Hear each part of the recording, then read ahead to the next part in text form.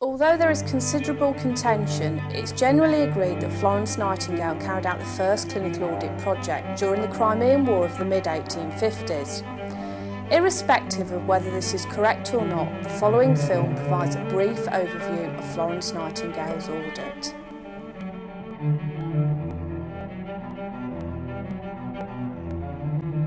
Florence Nightingale and a group of 38 nurses arrived in Scutari, Turkey on the 4th of November 1854.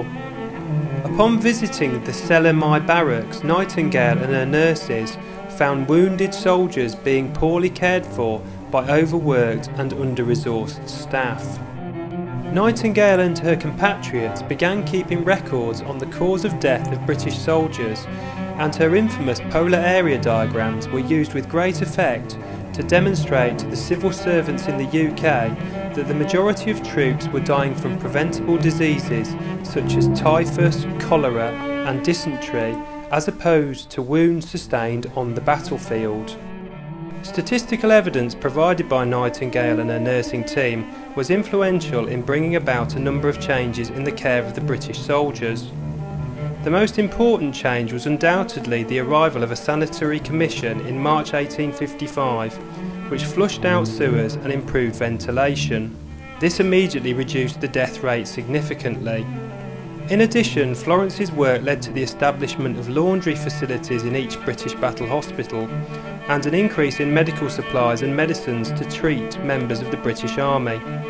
The success of Nightingale's audit cannot be underestimated.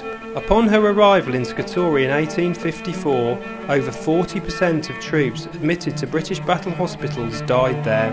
Following the changes that resulted from Nightingale's work, the death rate was cut to 2%. Although this work is now over 150 years old, it has relevance for healthcare professionals undertaking clinical audit today.